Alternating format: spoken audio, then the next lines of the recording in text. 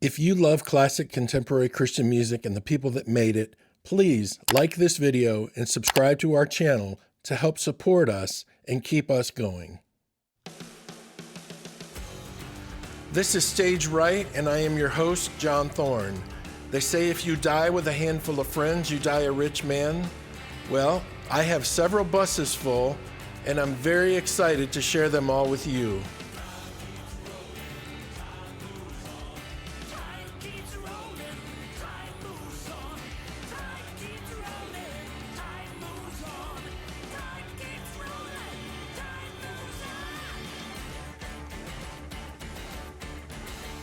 Welcome to Stage Right. I am your host, John Thorne. This is episode 23 today. My guest today is Brynn Gersmehl, the wife of Mark Gersmehl. Brynn was in Rachel and is now part of Soul Breather with Gersh, and you can check them out. You'll hear more from Brynn about that later. I've had several requests through email to tell more of my story, which I think is funny because my story really is intertwined with everybody on the show, so I'm not sure I need to do a whole episode with me. I did have Ron Rockstar, the buddy of mine from Montreal, interview me, and we recorded it for an episode of Stage Right, but it's sitting on my computer because I'm not sure that we need to do a whole show on me. So I decided that what I could do, and do it comfortably, was actually just share the music with you for the next several weeks. I'll give you a top 5 list of music that influenced me and made me want to get into Christian music to begin with. So today I'm going to give you the top 5 Russ Taff songs from when he was in the Imperials. These are up-tempo Imperial songs featuring Russ Taff. Number 5, Overcomer. It's the first track on the Heed the Call album. Number 4, I'm Forgiven, off the One More Song for You album. Number 3, Finish What You Started, off the Priority album, which was his last album with the Imperials. Number 2, What I Can Do For You, off the One More Song For You album. And probably the song in the top 3 songs when he was with the Imperials that Russ was known for, The Trumpeted Jesus, off the Priority album. Go check those songs out on YouTube, and that'll be a peek into what I loved as a kid growing up. Hey Rockstar provides digital marketing software and services to generate more leads, more exposure, and more revenue for your business or organization. Let Hey Rockstar amplify your awesomeness.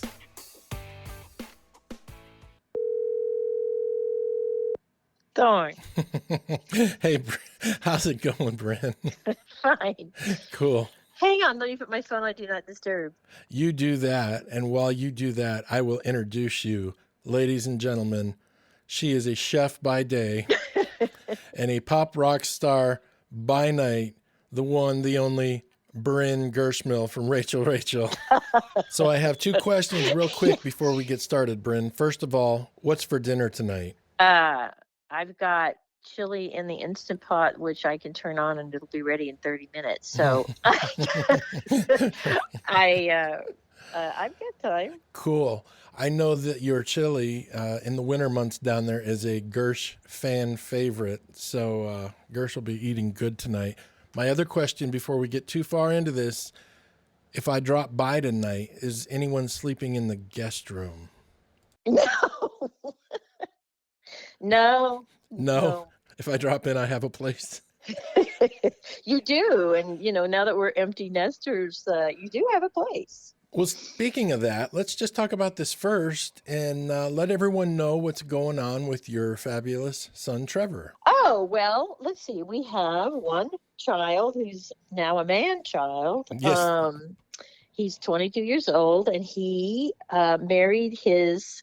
Well, she was kind of his high school sweetheart, more his college sweetheart, because they met when he was a senior in high school. But they dated for 5 years, and she's absolutely precious and wonderful. And so now we have a daughter.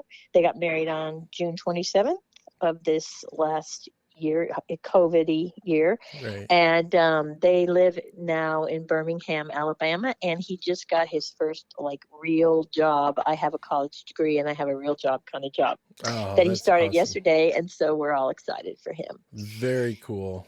Yes. Of course, the 3 of you aren't tight or anything. Oh, yeah. Well, no. Yeah, we have a wonderful relationship. We're just so blessed. He's a wonderful young man, and people say, "Oh, well, that's because you raised him right." It's like, well, no, I don't really think that's true. I think there's some truth to that, but I know wonderful Christian people who raised their children wonderfully, and they just went off the rails Right. because our kids aren't ours. The Right. Lord's very clear about that. Yeah. They're His, and they are their own person, and they make their own decisions. And you can raise them in the way they should go, and hopefully they will return to it someday. But there's no guarantee that they're just going to come out free and clear. Right. And how many people do you know that have more than one child, and one of them is off the rails, and they were all raised in the same home. So, there's just Right. sin is a very Not good. bad thing. Yep. It does bad things. Yeah, for sure. And it affects some people differently than others. And so we're just very blessed that he's such a wonderful young man. Okay, so for everybody that wants to know, that was a White Hart and a Rachel fan, who is Trevor more like, you or Gersh? Well, let's see. When he was little, he looked just like me. But now that he's getting mannish, or he is mannish, he looks a little bit more like Gersh. Right. I got to tell you, Brynn, a couple weeks ago, I was looking around Facebook and I saw this picture of Gersh with the Gaithers. And when I saw it, I was like, oh my gosh, it's Trevor. Oh, I'll have to see that picture. You'll have to send that to me. I will if I can find it. I will definitely send it to you. Gersh couldn't have been more than 24 years old. Except Trevor's 6 feet tall, so we don't know where that came from. He's quite tall, and he's extremely handsome, but he has no idea that he is. So it's all a good thing. So as far as personality goes, gosh, he's like both of us. Yeah. Don't you love it when your kids like treat you in a way that you realize, oh my gosh, I did that. Right. Oh my gosh, I have to tell you a quick story about Alexis. Yes. Okay, so a couple years ago, I was sick, and I was sick for about 2 years, and I was having these episodes where I would get wake up in the night in pain, and I would be sick and couldn't sleep for 12, 14 hours. Then I'd sleep it off, and I just kind of put off going to the doctor for a couple of years, basically. So one time it didn't get better, and I was in Nashville working, and I had to come home, and I was scheduled to go in for surgery for something. Oh. And I came in, went to the doctor's office, and he's like, you need to go in the hospital right now. We need to get this taken care of. I didn't know this. I know. You have a gallstone lodged in your bile duct, and it's giving you all kinds of problems. You need to go in the hospital today. So put me in the hospital, had surgery the next day. And I wake up, and my daughter Alexis and her husband Zach were standing there. My daughter Taylor was there, and Julie. And as soon as I woke up, I look over, and Alexis is sitting right by my head, and she said to me, "Well, I hope you're happy. This is your fault." And I laughed, and I said, "What do you mean?" And she said, "You do know this is your fault, right?" She said, "I told you 2 years ago to go to the doctor. You were sick for 2 years, and you just wouldn't go. So you deserve this." Well, there you go. Look what you created. It was like one of the proudest moments of my life. I went, oh my gosh, I did have impact on you. That's perfect. So congratulations on the new daughter-in-law. That's awesome. They live just a few hours down the road, so you get to see them. Yeah, 3 hours. That's great. Gersmehl, table for 4. Your seats are ready. Okay, so let's get to Brynn Gersmehl, the songwriter, musician, Christian. When did music become part of your life? Was it before or after you became a Christian? Well, it kind of always was to some extent. I learned how to play guitar at the YMCA and, took lessons at the park and, those kind of things. And, right. Well, my sister was taking piano lessons when I was really young. Oh, wow. She's 3 years older than I am. Okay. And she was taking piano lessons, and she was playing, the little elephant song or whatever Right. little kid songs are. And I went up to the piano and, I was probably like 5 years old. Wow. And I started just playing the song that she had been playing, just a little kid song. But still, Right. I started doing that. And my mom was kind of like, oh, I guess it's time to get Brynn some lessons.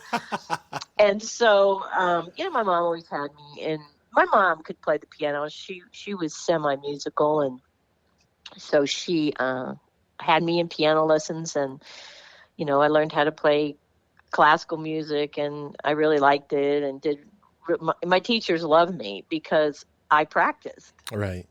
And poor teachers, oh my gosh, they they teach these kids and then the kids don't practice. I can't even imagine what it's like today with all of the distractions that kids deal with today and the Right. busyness that our society has come to think Normal. is good and successful and those kind of things. But yeah, I would practice. In fact, I grew up in a small apartment.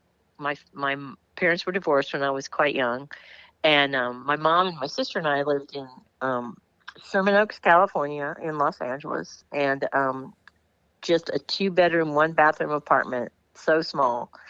I never thought it was small, though. What did I Right. know? Yeah. It's fine to me. But I would practice piano, and my sister would get mad, and she'd call my mom at work and say, Brynn is practicing again, and she won't stop. Oh, So that's funny. we had to negotiate. You had to negotiate? And so anyway, yeah, I've always played it. And then I started writing songs when I was in like junior high school. I actually, you know what? I came upon this song. I got to live with my dad for 1 year when I was in 5th grade. So what are you, like 11 when 10 you're in fifth probably. grade? And I ran across this song that I wrote called My Daddy and Me. And Oh, it was just this cute little girl song, I love my dad.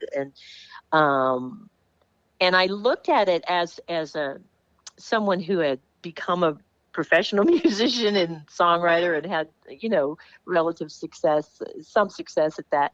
And I looked at the song and it had song form. It was A, B, and I uh-huh. mean, it was there, and all the Oh, lines wow. like were all the same, and the syllables didn't fall in the wrong places, and all that kind of thing. And I thought, well, isn't that interesting?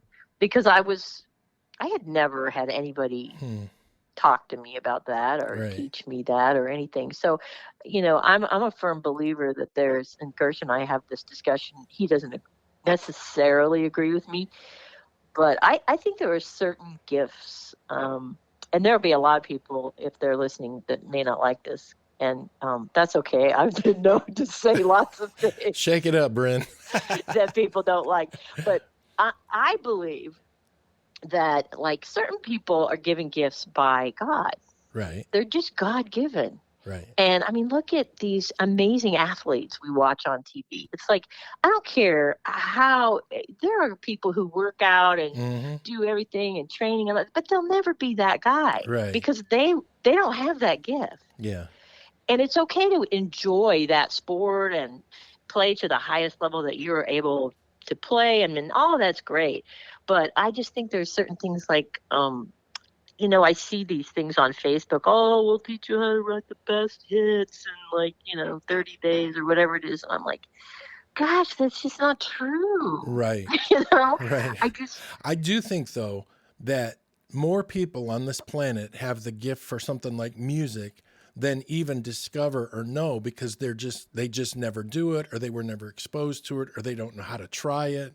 oh, absolutely. I totally agree with that. But I think when it comes to songwriting, I just don't think anybody can write No, no, songs. no. I mean, I guess that's a misstatement. Anybody can write good songs. Right. Because we hear music every day that the other people wrote, Yeah, well, the bad that's true. stuff. That's true. But I mean, I just believe that there are gifts that everybody has something, right? But that God puts in a person, and um that just it makes it that much better, whether they're the athlete or the whatever it is. So I think that God gave me a gift to be able to write songs. Right. And, much of my life, I probably haven't used it to the extent that I should. But luckily, I came to know him and started writing songs about my faith and my relationship with him. Right. And then that's when it really became something wonderful for me. Right. Okay. So let me ask you this. Who did resonate with you as a songwriter or an artist? Who did you listen to? Who were some of your first influences? Well, it's kind of hard because when I was in high school, I got into the drug crowd and I became like a real, ended up in my 20s becoming an addict, a coke addict. But it kind of distorts some things. But the truth is I'm a pop queen, and I'm not talking about pop music like we have today, because Right. pop, when you say pop music in 2021, that's a different genre completely from what pop music was Yeah. in the 70s and the 80s and the 90s. I'm just a pop queen, and anybody, Rachel was a rock band. Well, you should hear the demos of the songs that we cut that were mine. They were not that rocked out. I mean, I loved rock, loved playing rock, ended up, figuring out, oh, okay, I can do this. But my heart is, and you know what, Cheryl, our singer, she was kind of with me on that, although she's so gifted, she could sing anything. I mean, Right. anything. Right. But I loved Hall and Oates. I love Daryl Hall. I loved Ambrosia. Oh, I love Ambrosia. I just heard them on the radio today. Oh, I loved David Pack, just like one of my favorite singers ever in the whole world. And I heard he lives in Nashville, and there's a part of me that's like kind of wanting to find him, track him down. Would love to run into him or something, but he's probably like 80 now.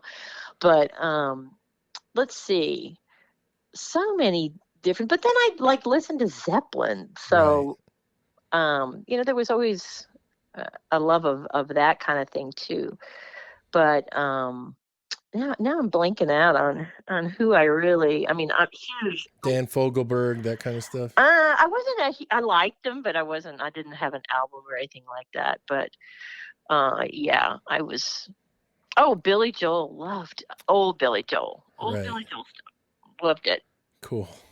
Because such a great writer. He's such a great writer. Right. Now his songs had such story to them and meaning, and I'm not talking Uptown Girl. I'm talking before then, like Piano Man, The Stranger album, Glass Houses, all those earlier albums. Oh, I love Steely Dan too. I listen to love Steely Dan. Yep. And but much to the disappointment of many rock fans, I liked pop music. Yeah, liking it then and liking it now, though, like you said, is two different things. It's too. Yeah, I don't care for it now. No. It's so repetitive, and I know I sound old, but no, it's not even a generational thing anymore. Now it's just, okay, we've just ruined music. Yeah, it just means something different than it used to. So it makes me want to do drugs and jump up and down. I mean, please help me forget what I'm hearing. For those of you that don't know me well, I was just joking. I would never do drugs or jump up and down. I would simply bury my head in the sand. All right, let's get to this. Tell everyone how you became a Christian and walk us down the path of what led you getting into music or Christian music later on. Well, okay. Long story shortened. I grew up, like I said, in a broken home, and wasn't the greatest environment in the world. My mom did the best she could with us, but my mom wasn't really loved well by her parents. Right. And so she didn't really know how to love my sister and I very well. She wasn't negligent or anything like that. I mean, we always had a roof over our head and the clothes we needed, and we always had food on the table. It was more of an emotional vacancy, just didn't know how to really nurture and unconditionally love us. Mm-hmm. And so when I got into high school, I was just the awkward girl. I was I don't know. I wasn't the pretty girl, and I grew up in Los Angeles. So you want to talk about difficult a place to grow up, and I mean, even back then. So I get into high school, and I don't fit in anywhere. I don't belong anywhere. I'm not super smart. And I'm not dumb, but I'm just not. I mean, I'm not one of those brainiacy kind of people, and I'm not athletic at all. So I'm not fitting in with them. And the cheerleaders, we call them socias. They're sociables. They're socias. Right. I didn't fit in with the socias, and I really didn't fit in anywhere. And I was going out the end of I went to a pretty big high school. I went out the end of a building, and there were this group of kids, and they were right by the fence. That was really off the quad area where nobody would hang out over there. And they said hello to me. Hmm. I mean, imagine that. And then I think I went by them again, and eventually they were really nice to me, and I sort of started hanging out with them. Well, I realized later that the reason they were hanging out there is because they cut the fence so you could leave school and go get high or whatever it was. So anyway, I started hanging out with them, and in order to hang out with them, what they did was they smoked a lot of pot. Right. And I really didn't want to do that, but I think as a human being, especially a young human being, we all just have a need to belong. Mm-hmm. We want to belong somewhere. It's put in us Right. by God. Yep. And so, unfortunately, if you have no stability at home and no guidance, you're going to look to whoever you can to get some kind of fitting in, Right. belong somewhere. So I started hanging out with them, and we just got into doing all kinds of drugs. We had friends that would rob pharmacies, and we would take those drugs, and really bad. Like we take anything. I mean, it was so sad that I look back on it, and then I ended up when I was 22 years old, I ended up marrying my first husband, who was in the film business. And there's no drugs in the film business. Not at all. Yeah. So of course, then what we did was we partied and we did a lot of coke, and I found myself doing coke like all the time because we were dealing it, and then you could cut it and Right. take some for yourself. So I was a dental assistant at the time, and I lived about 20 minutes away from where I worked at the time, and I would stay up, because coke keeps you awake, and your heart's beating out of your chest, and then you feel like the cops are outside your door because it makes you paranoid. And then I'd say, okay, well, God, if you're there, I just help me through this night, and I won't do this again. I don't want to do this again. And then the next morning comes, and I go to work, and by lunch, I'm like, I'm going to get in the car and go home. I'm going to get some coke and cut it, because I don't want my husband knowing I'm taking it, because there's the selling stash and the using stash. Right. And then I would get it, and then I'd drive back. And so I had like a 10-minute window before I had to be back at work. And this would happen like day after day after day. And it was the same scenario. And I meant it when I said, I won't do this tomorrow. I don't want to do it. I meant it with all my heart. Right. So I was trying to stop, and my body was not happy about that, because you can't feed it for 8 months, like every day with coke. And I'm lucky it was only 8 months. I mean, I hear about people who are addicted for years and years, and Right. and they look like it. But anyway, I got really sick because I got this terrible cough, and I was very shaky, and I think they say you don't have like DTs or something with cocaine, but that's not really true. My body was, things I won't even talk about because it's gross, but just really not doing well. And I remember lying on the couch and just looking up and thinking, there has got to be more to life than this. Right. There's got to be more. And by this time, I'm, I'm my later 20s, like 26 or 7. And my sister, she and I did not have a good relationship. She was a born again Christian, and I thought she was just so self-righteous. And I don't know that she was, but this is me. Sure. This was me. I don't want any part of your effing God. I was one of those people. Don't talk to me about that. I mean, just the kind that you would say, gosh, spend your time on somebody who there's hope for. Right. That was me. Just I was angry. I was just so broken, and I was in so much internal pain that this is why I was doing these drugs all the time. Yeah. Of course, I didn't know that at the time. Sure. And my sister had called me and said that she's going to this new church, and it's really cool. It's different. They use drums and stuff. They have like a whole band on Sunday morning. And you have to understand, this was not commonplace like it is today at all.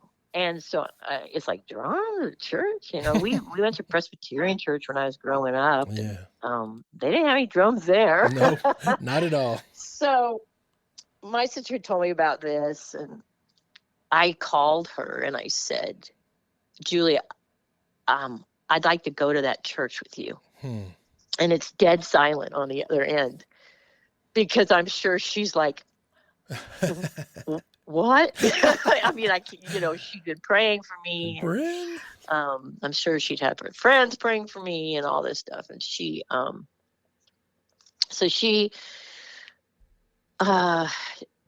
we went to church that Sunday. It was a vineyard, the Santa Monica Vineyard. And they met in an old Mexican theater called the Cine. Oh. And your feet would stick to the floor because of the Cokes that had been spilled in the theater. Sugar all over the floor. And so we went, and we had to sit in the front row because one of her really good friends' babies was getting dedicated that day, and she was going to be, going up for prayer for the baby. So, and all of this is such God's orchestration, because this was a semi-charismatic church. Okay. Not dog and pony show, but definitely charismatic. Right. And charismatic, not careless-matic. Yes, thank you. And so people were raising their hands and stuff all over the church, and I'm in the front row, so I don't think I'm really noticing that so much. I mean, I'm sure I did see something, but now keep in mind, I feel like crap. I'm sick. Right. From trying to not do these drugs. So anyway, the pastor, I don't even remember what he talked about. I have no idea. But at the end, he said, if you would like to accept Christ, this Jesus that he'd been talking about, raise your hand. Well, I'm in the front row, and I'm thinking, I'm not raising my hand, and but I said in my heart, Lord, I want what he's talking about. I want that. And then I don't know, I'm sitting in the car in the back of my sister's VW, and she and a friend are in the front seat. My sister's driving, and we're going to a little reception for this baby dedication that they just had. And I am like shaking. I'm shaking. Well, I'm full of the Holy Spirit. I have no idea, because I don't even know what that means, right? And they're talking, and I said, you guys, something happened to me in there. And I just see them look at each other and smile. And what had happened was God delivered me from my addiction. Oh, instantly. Yes. That's awesome. And it wasn't because I asked for it, because I don't even know this guy, right? I don't even know his awesomeness. I don't know his power. I mean, I went to church growing up, and I had a really good youth group. And so I did have some sense of the real God. I did. I had some experiences, but nothing that ever stuck, Right. I went to a wonderful camp when I was in middle school, and I had lost all memory of it, though, of the presence of God. Wow. And so, anyway, that's how I became a believer. And then from then on, I was just so in love with God that, and it wasn't that I didn't struggle with things after that. I didn't struggle with cocaine, and here I'm married to this guy who's totally uninterested in my new life. Right. And I tried with all my heart to, you know, hopefully that he was going to become a believer, but that just didn't happen. And we ended up getting a divorce, because he decided he liked other girls instead of me now because I'm this Christian girl. So anyway, I started writing songs about my faith, and I went. This vineyard was so amazing because they didn't even have a building, right? But they had an office building, and they had 3 counselors on staff because they were so into inner healing and cool. deliverance. That's awesome. I mean, where else could I have gone? My goodness, I went to counseling, and they had retreats, and I had delivering prayer prayed, over me, all kinds of things. And really, it took a couple of years, and of course I'm not done. None of us will be until we go be with the Lord. But Right. I was just so blessed to be in that situation, after all I had put myself through and been through as a child, and all those kinds of things. And so I started writing songs about my faith, and they started letting me share some of them at church. And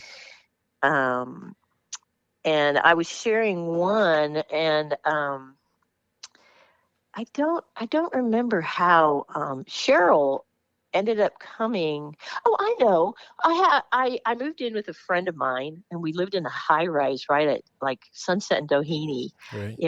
in West LA.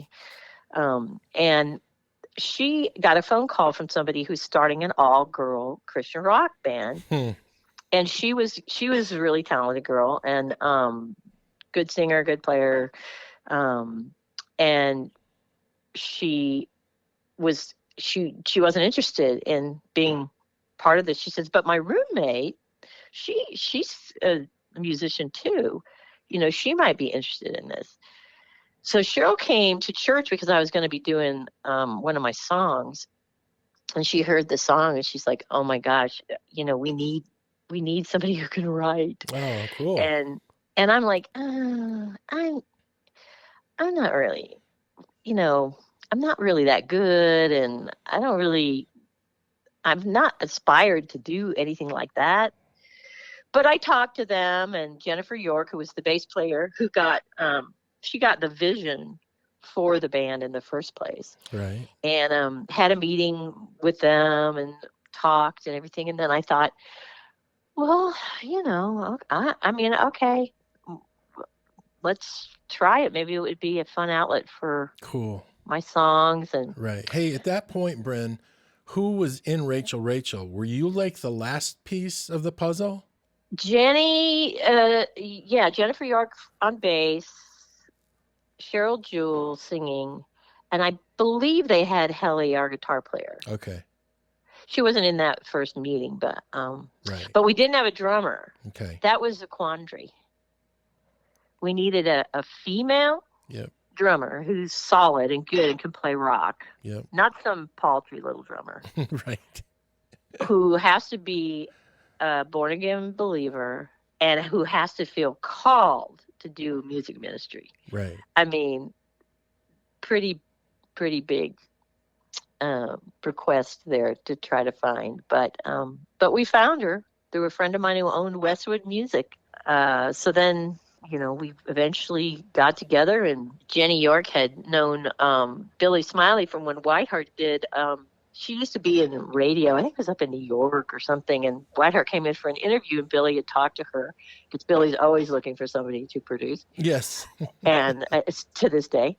And so he gave her his card, and she kept it. So I think she gave him a call. We put together. Now, we weren't even a band yet, mind you. Right. We were putting together songs and kind of getting together. And I mean, this is a long time ago. I don't even remember all the details, but we ended up doing a showcase, and I remember seeing video of it and thinking, oh my gosh, we look so ridiculous. What we were wearing and stuff like that. It was like, oh my gosh, we look so stupid. Oh, I'm sure you fit right in with the times. Oh yeah, well, yeah. You can see there was no professional refinement there, but anyway, we did a showcase at, I think it was like, was there a music school in Hollywood called MIT? MIT, yeah. And they had GIT, the Guitar Institute of Technology. Yep. Well, we did a showcase there. So Billy arranged for Lynn Kiesiger to come, and he was an A&R guy at Word, to come to this showcase. And so we did the showcase, and the next thing you know, we got a record deal. Oh, that's awesome. So it's not like, oh, we played out all these places and this, that, the other thing. And it's like, we've sometimes people, and I think it's because we were women, and I get it, that people say, oh, the record company put this band together. And it's just like, well, no, they didn't. Right. We felt called by God to come together. And Jennifer York had a very strong vision of doing this and ministering to people through the music. You were going to do it with or without a record deal? Absolutely, yeah. We didn't know what we were doing or what we were going to do, but it just turned out that he, I never sought a record deal. I don't even think I knew what was going on, honestly. And and I'm not a great player. I mean, I'm not like.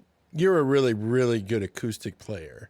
So. Well, I didn't even play guitar then. I was a keyboard player. Right. I remember you every night playing keyboards and occasional acoustic, but I haven't seen you play keyboards in years. Well, when you marry a keyboard player, there's really not room for that. No, it's actually when you marry that keyboard player. Yeah, exactly. That you don't get to play much. You got to get up really early in the morning to beat him to the piano bench. Well, do you still play at all? Like when you're home and he's gone running? Yeah, well, I don't much anymore, but some stuff we're working on now is a little, we're going to put me on some keyboard stuff. Oh, that's cool. That'll be fun. I have seen you in the last 20 years play acoustic hundreds of times, and Brynn, you're awesome. Oh, well, they're very kind. Thank you. I mean, when I took my little lessons at the park that I talked about earlier, right. My teacher at the park talked to my mom and said, she's really got it. She really loves this, and she's really pretty good at it. And I teach private lessons at the local music store there on Ventura Boulevard.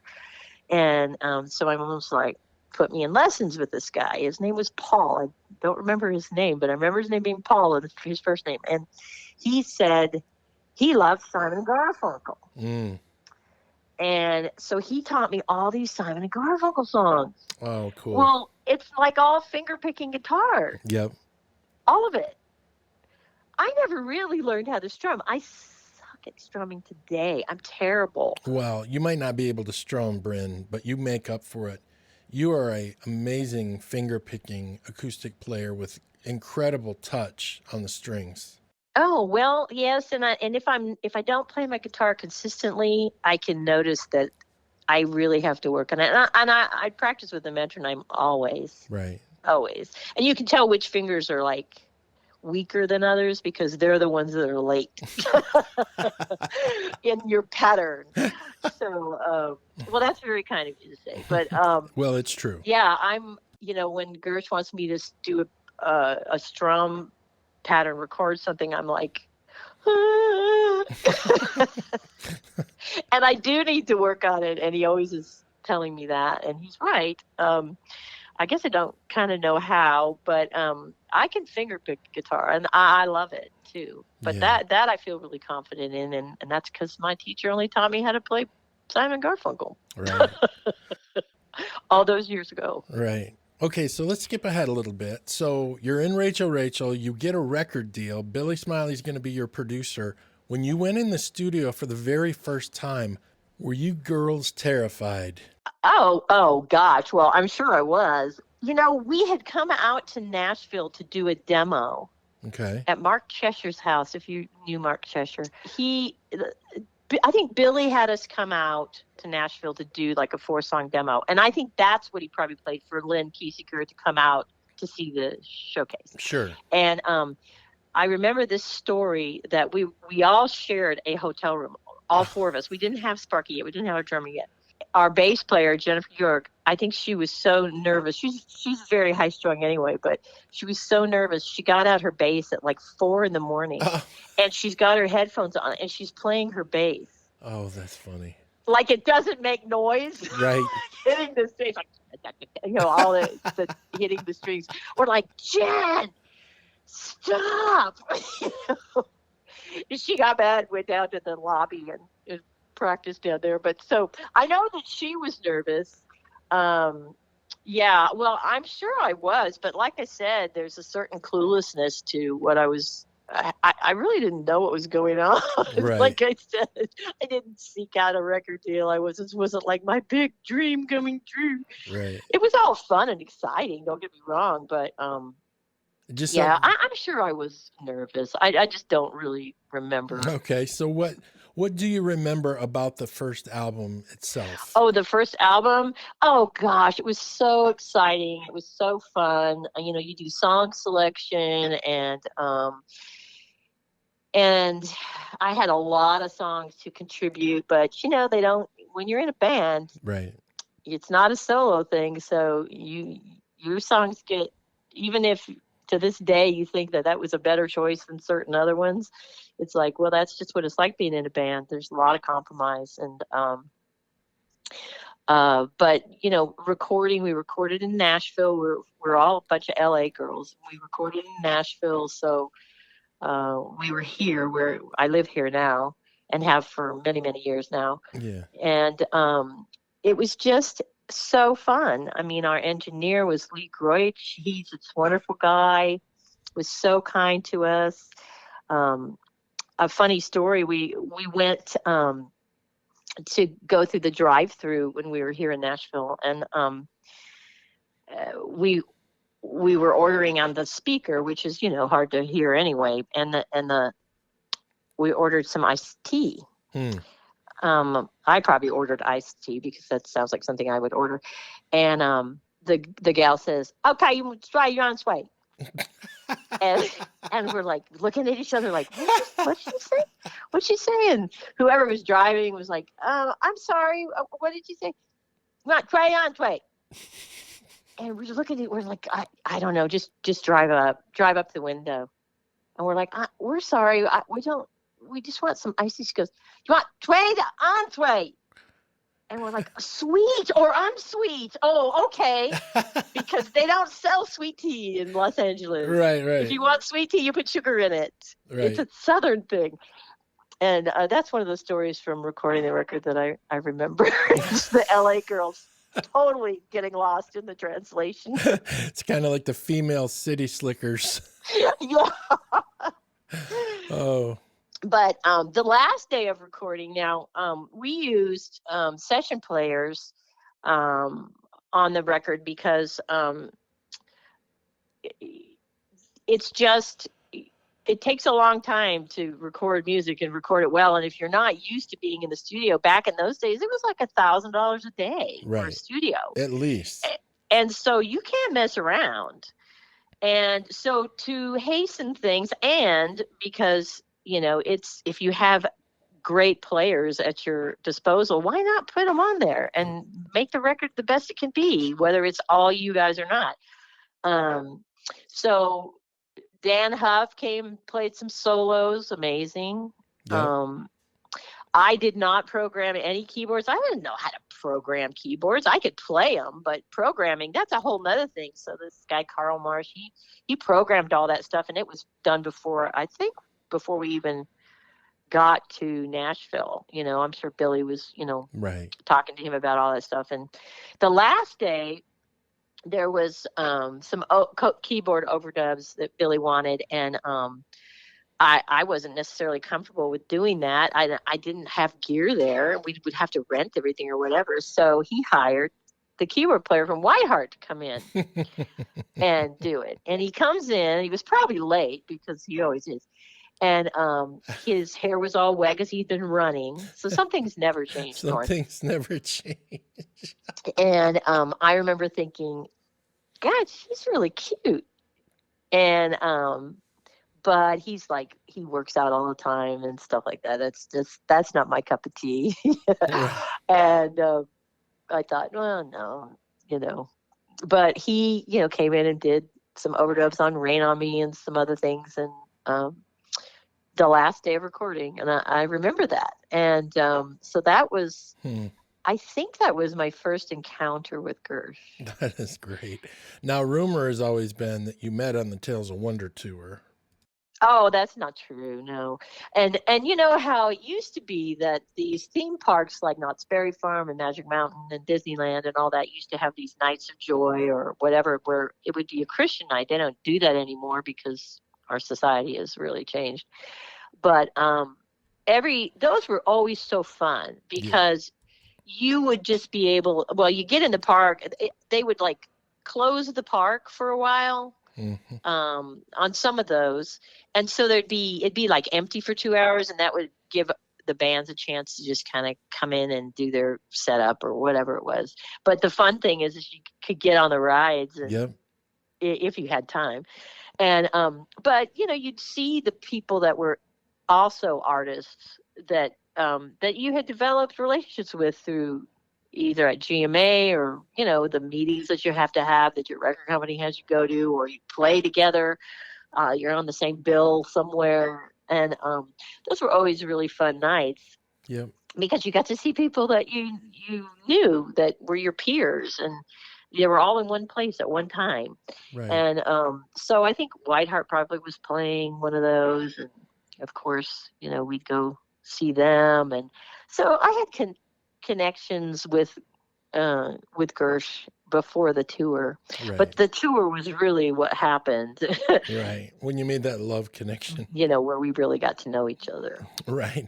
Well, the cool thing about it is you guys were in a different city every day, lots of new things to explore, and so it was a really magical time. It was a great tour and everything. But before we get too far down past there, I want to stop and rewind for just a second. You guys got tremendous grief for using studio musicians on your album when probably 80 to 90% of all Christian albums that are made in Nashville have studio musicians. Do you want to comment on that before we move past it? Well, yeah. Okay, let's talk about that. Now, let me preface this by saying I am the furthest thing from like a feminist that there is in the world. Okay. True. And I'm not on this, poor woman trip. And do I believe that women do experience some of issues? Of course I do. I'm a woman. Hello. But there was a particular magazine in Christendom that did like reviews and things like that. And a particular person who did a lot of these reviews, who was pretty well known at the time. And this person reviewed our album and basically trashed us for using session players. They use session players, so obviously they're not the real deal. Right. Kind of a tone. And it really made us mad because, yeah, we used some session players, but we could play. We went out live. Yep. Come see us live, And the thing that really made us mad was I don't know if it was in that same magazine or just in that same year, another very, very, very popular all-male Christian band one you would know had an album come out. And this same reporter guy or writer guy wrote about how their drummer just was off the charts, was the best he's ever played, and blah, blah, blah, blah, blah. And we happen to know, because we're in the industry, that this particular person didn't play a freaking beat on the record. He never played anything on the record. But they weren't honest about it. I don't know that they were dishonest about it, but you know what I'm saying. Yeah, absolutely. But this reporter guy, yeah. Oh, so the guy band gets away with using somebody and they don't even play on it, but the girl band, they're not the real deal because they use session players. I mean, it's just like, really, man? Come on. Unnecessary grief. Hey Rockstar provides digital marketing software and services for your church to generate more interest, create more exposure, and reach more people. Let Hey Rockstar amplify the awesomeness of your ministry. And, as always, Hey Rockstar is a proud sponsor of the Stage Right with John Thorne podcast. Thank you so much for listening today. My thanks to Hey Rockstar. My special thanks to Brynn Gersmehl. Next week, part 2 of my conversation with Brynn. Have a fantastic week.